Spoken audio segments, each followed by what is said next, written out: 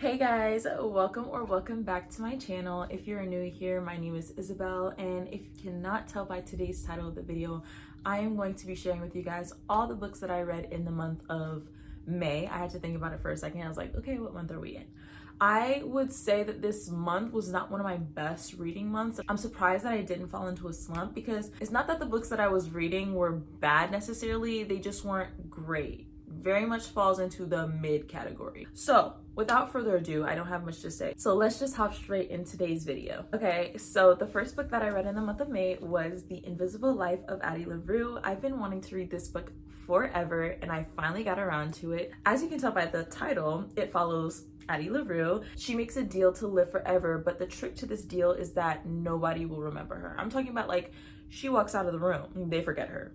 A door shuts between her and whoever she's met, they forget her. Like literally out of sight, out of mind. It basically follows her life over 300 years of adapting to these circumstances. It's very interesting to see. Like I've heard people complain that it's boring, but honestly, I felt like the author's writing was so engrossing. It depicted all the time periods really well, and there were so many things I could relate to, especially when we get introduced to the character who finally remembers her. I felt like I could relate to him a lot, and there were so many quotes that I resonated with in this book. Overall, I really enjoyed it. I would give it a 4 out of 5 stars. The only thing that kept me from giving it 5 out of 5 stars is that there were certain elements of this book that was just a little too dark for me. And I always feel like there's like a hint of truth to any type of storytelling. Hint, hint, wink, wink type deal.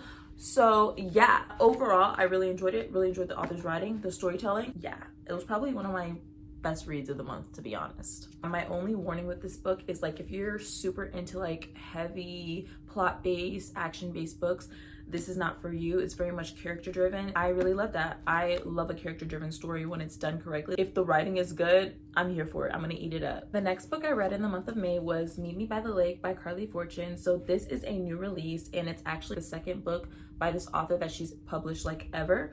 So basically, the premises of the story is these two characters, Fern and Will. It's Fern's last day in Vancouver, and basically she meets Will, who is painting this mural at this coffee shop that she works at, and then they end up really connecting, but I didn't feel that personally. They ended up connecting and spending the whole entire day together, and then they promised that they would meet a year in advance at her mother's resort. That never ends up happening because Will stands her up. So fast forward 10 years later, and Fern's mother has just died, and so she is responsible for taking over her mother's resort, and then Will shows up. They end up connecting. So basically the story flashes between those two timelines.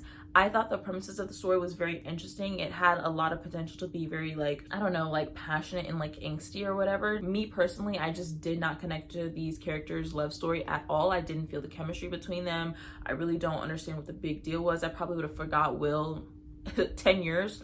I would have forgot him. Like, I would not care. Honestly, not in either timelines, but more so if I had to pick one, I would choose the current timeline, which is 10 years later, because I felt like they had more grounds to connect, really connect. Like the first day that they ever hung out, I just really didn't see it. It just gave off platonic vibes to me. And then my other complaint in this book is that there was not enough groveling for me, because Will literally stood her up and didn't have to grovel. In fact, I feel like she kind of like overdid it. Babe, stand up. Stand up. It was just cute enough. I felt like the book was very atmospheric, so I gave it 3 out of 5 stars. Like, it's a nice summer read. If you want something easy, quick, light, and you want to read something on the beach or outside, definitely pick up this book. But otherwise than that, like, this was just very, like I said in my reading vlog, I just said it was lackluster. It just did not live up to what I was expecting, respectfully. So yeah.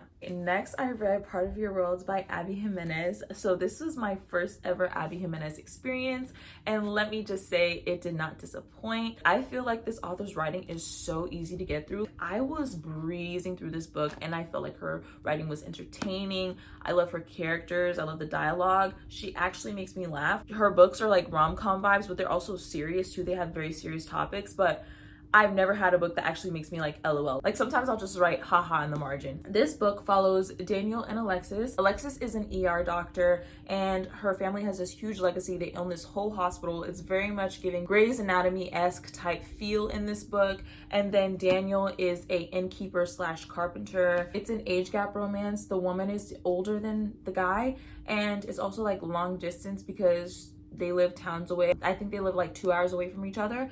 Anyways, they end up meeting because she's on her way back from a funeral or something, and then her car gets stuck in a ditch or something like that. I can't remember the exact details. And then Daniel helps tow her out. It's definitely a guy falls first situation. Alexis kind of fights her feelings because she got out of something really toxic, and she knows that her family would want her to marry another doctor, so she can't really see the relationship getting serious in the long run. Most of the story is them kind of like navigating how one another fits into each other's world because they live vastly different lives, and it ends up being a conflict in their relationship. Overall, I really enjoyed the story more than I thought it would. It literally gave me all the feels.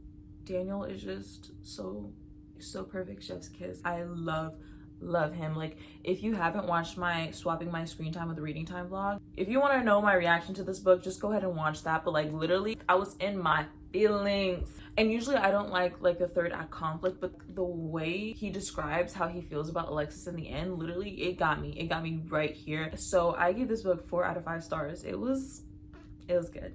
It was good. That's the real tea, babe. Next, I read Malibu Rising by Taylor Jenkins Reid. This is part of the Daisy Jones, 7 Husbands of Evelyn Hugo, Carrie Soto universe. It's part of that whole entire universe. So this is the last book that I needed to complete that universe. And let me just say, this is probably one of the ones that I enjoyed the least out of all of those books.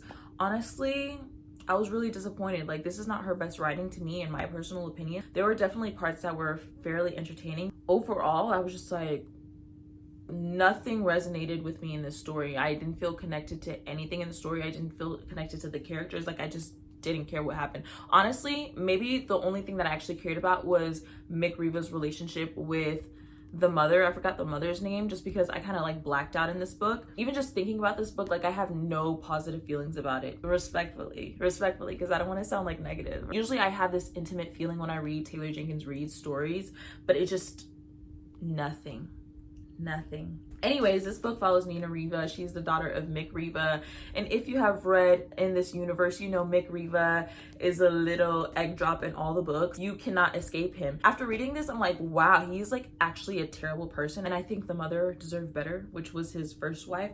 I think she deserved a lot better. So basically, the summary of this book shows Mick Riva and how he met the mother. I can't remember her name for the life of me, but it shows how he met the mother, how they fell in love, they had their kids and everything, and then it hops between multiple timelines, and it basically starts off with the morning before the party that they have every year, like this big party that they throw that they're kind of famous for, the Riva kids. It shows literally hour by hour up until that party, and then shows multiple points of view of all the siblings, and it's written in third person point of view. So basically hops between past and present, past and present, past and present. You get what I mean? I feel like there would be other people who would actually enjoy it. Just me personally, no.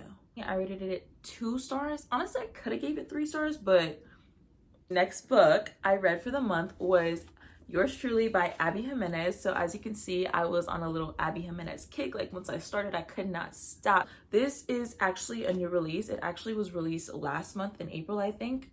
Anyways, before I get into the synopsis, let me tell you, Miss Jimenez, she knows how to write an MC. If I thought I loved Daniel, like, Jacob is just so pure, so thoughtful, like, so considerate. If your love language is acts of service and like words of affirmation and just pure consideration of another human being, this is your book. This is your book. This is your cup of tea. This is the second book in the Part of Your World universe. They're not connected in any way. Like, you don't have to like read them in order or anything like that. But I do recommend that you read Part of Your World before you read this, because you get introduced to Bree, which is Alexis's best friend from the first book.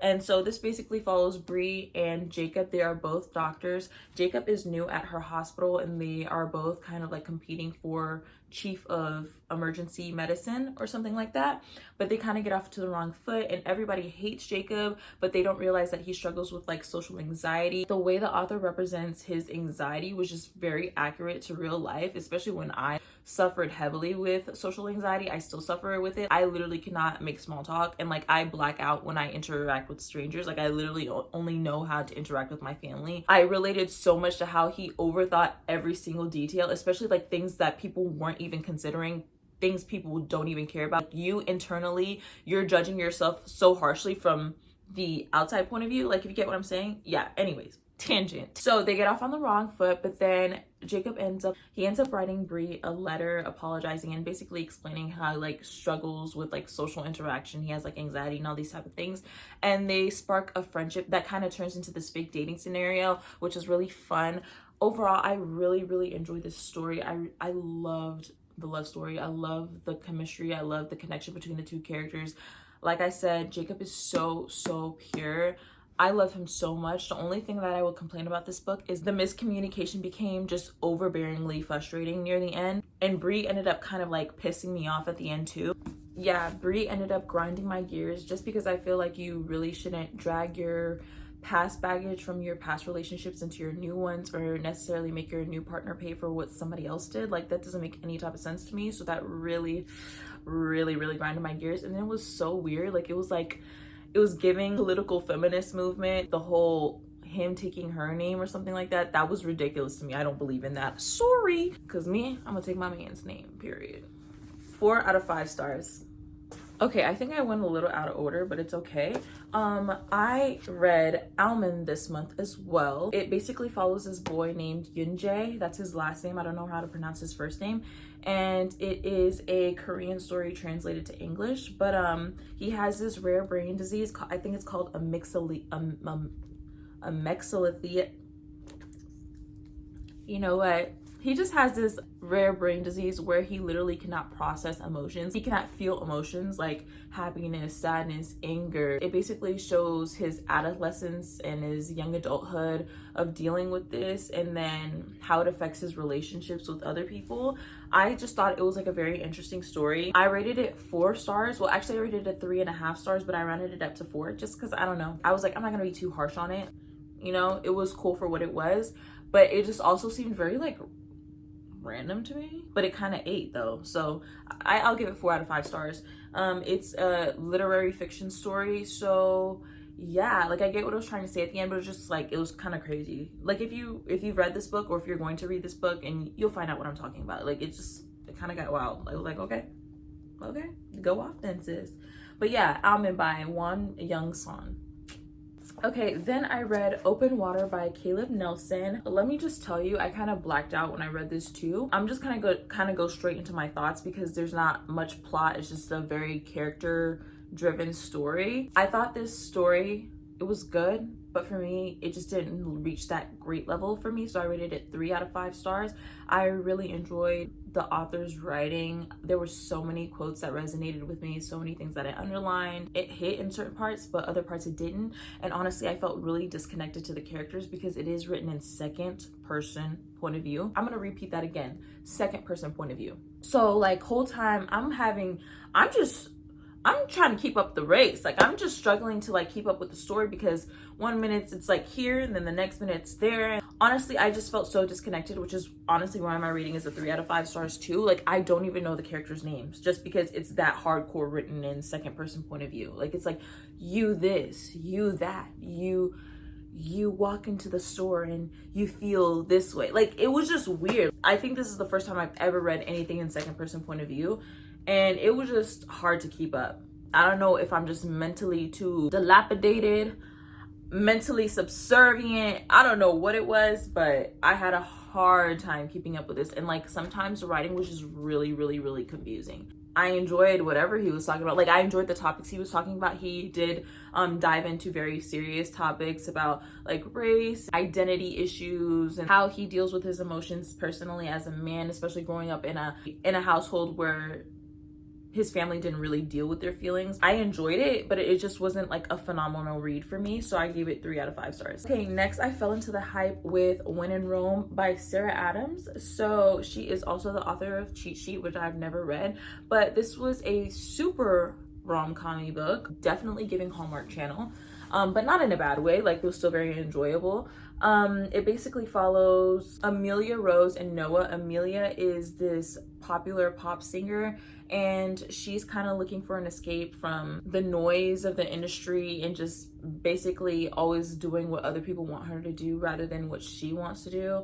So she just really needs an escape, and so she runs off to this small town, Kentucky. It's like in Kentucky. She has car issues, and that's where she runs into Noah, and he's a super grumpy small town guy. He owns a bakery, and he definitely has his own hurt and traumas from his past relationships, and it just runs off from there. It was a very cutesy story, very cliche, very, you know, it was just a cute little rom-com. So on that scale, I just gave it a 3 out of 5 stars because there's no way I'm gonna give it, like, my rating system is just very weird. And when I rate romances, I'm more of a fan of like very deep romances, not to sound pretentious or anything, you know, it's just my personal preference. 3s for me are not bad. It just means it's nothing exceptional for me. So yeah, I enjoyed it. I thought it was a very cute story, and I like their playfulness and like their banter and stuff like that, and like the small town vibes and all the people in the town and that close-knit community. It was just cool. I liked it a lot, and I might even read the next book in this universe. What's it called? Practice Makes Perfect. Yeah, so that was that. Next, I read these at separate times of the month, but I'm just gonna put them together because it is a duology. So I read the Six of Crows duology finally, and I'm so glad I could say that I read it. Y'all, 2 words: Kaz Brecker. Kaz and Brecker, that's all you need to know. I loved him so much. But anyways, I'm gonna just give you the synopsis of the first book, because if I tell you what happens in this book, it's like a spoiler if you haven't read in this universe or whatever. So Six of Crows is about these 6 like troubled teenagers, and they basically group together to do this heist to get this guy with like a huge bounty on his head, and they basically need to retrieve him from the ice court, which is literally one of the most secure places in this whole Grisha universe. It's like trying to like crack through the Pentagon or something like that, but like even more so. The stakes are always higher in fantasy. And so that's basically the whole premise of the story. I really enjoy these stories. Like, you cannot be bored when you read these. It's literally so action-packed, so many twists and turns. Especially in this one, I was like, okay, I'm kind of getting like motion sickness. Like, I'm trying to keep up, babe. So much is happening. I felt so connected to all of the characters. I love them so much, each in their own separate different ways. I never really like connect or like book characters like that. It usually takes me a while for book characters to grow on me. By the halfway point in Six of Crows, I was like, yeah, these are my people. And I love how they're so flawed, but like they just all have redeeming parts about them. Kaz and Inej, so sweet. Nina, Matthias. Like, if I could rank my favorites, it would go like this. So, most favorite to least favorite. So I would say Kaz, of course, Jesper, Inej, Nina, Matthias, and then Wylan. Not necessarily a 5 stars for me though. So I rated them both 4 out of 5 stars. Honestly, this could be like a 4.5, but like this one is a solid 4 just because I felt like there was kind of like too much going on, and there was like something that happened that I just felt like was completely unnecessary. Like, I could see why the author did it, but like for me, it was just really random. That's my thoughts on the Six of Crows duology, and now I cannot wait to watch the show. I can finally watch the show now, because I refuse, especially like now that I'm heavily into my reader era, I have to read it first. Thanks for the people in my comments who pushed me to read this, because I really enjoyed like this. Like, usually I need some type of like heavy romance, but like the romance was very minimal in this. You are so thoroughly entertained throughout. You're not even focused on that. You're not even worried about that. Like, there's so many moments I was like on the edge of my seat. Like, how are they gonna get out of this situation? And lo and behold, they did.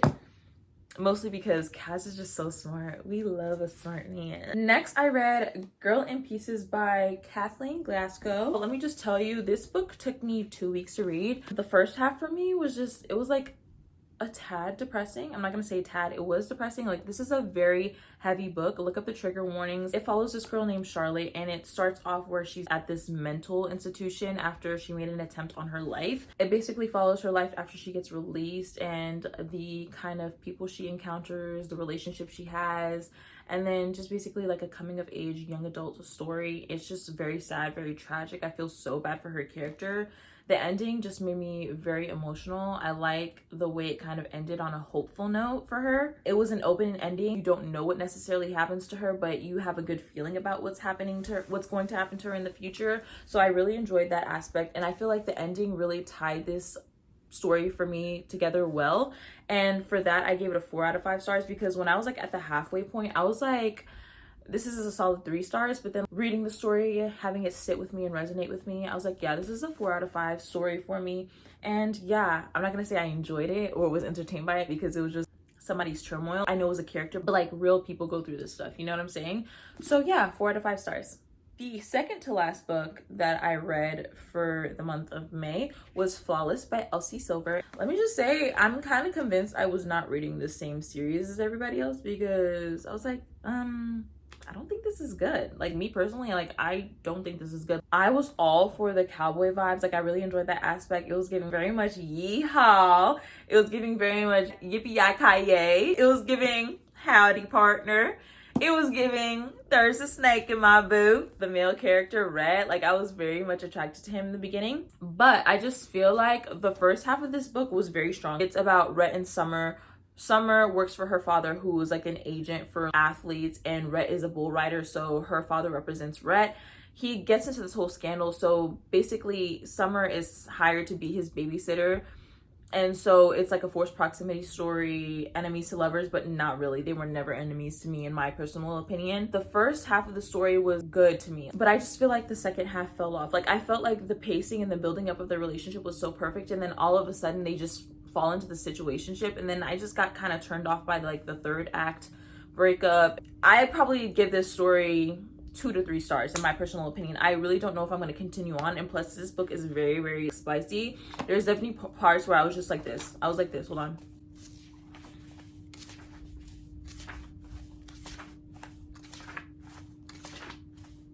Very much so. So I don't know if I'm going to continue on. Like, I heard the second book is better. Like, I want to, but it's just like, is it worth it? If I literally gave this book 2 to 3 stars, it's the first book in the series.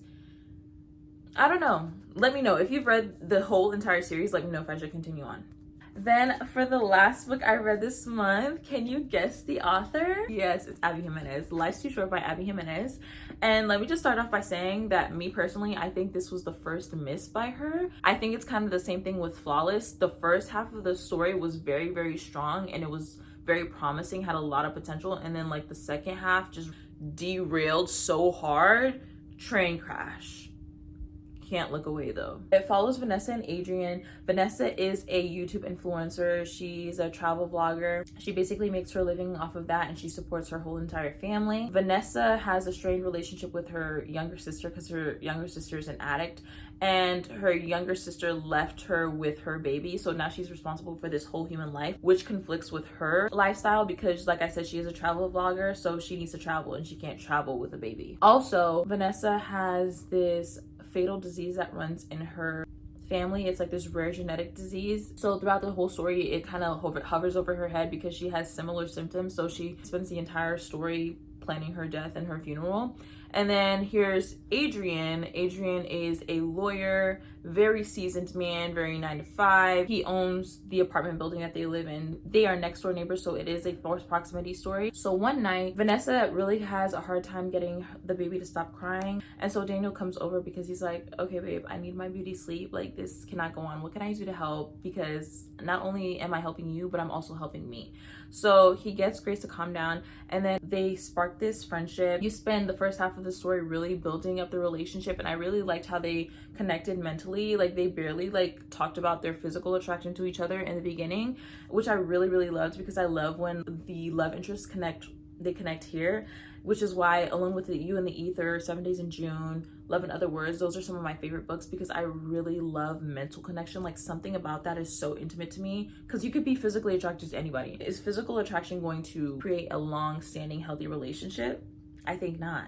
Like, there's so many book couples I'm like, yeah, after this epilogue, I don't know how long y'all are gonna last. My complaint is I just feel like Vanessa at the end was just extremely immature, and I just feel like certain problems in the story could have been easily solved. The ending for me just was very far-fetched and like random, and then like it just completely derailed from the beginning of the story. Addie Jimenez deals with serious topics in a well-mannered way, but I just feel like in this story in particular, there were so many topics at once, and when authors try to do that, I feel like they don't do due diligence to any of the topics. When they try to do too many topics, none of them get the justice that they deserve. You know what I'm saying? So I rated this 2 out of 5 stars. It's definitely not my favorite. That was the last book that I read in the month of May. If you have reached the end of this video, thank you so much for watching and clicking on this video. If you haven't, make sure to like, comment, and subscribe. Let me know what you guys have read for the month. You already know the dealio. Let me know what you've read, what you want to read, your thoughts and opinions maybe on the books that I've read this month. We love to hear it all over here. So yeah, thank you guys again for watching this video, and I will see you guys in the next one.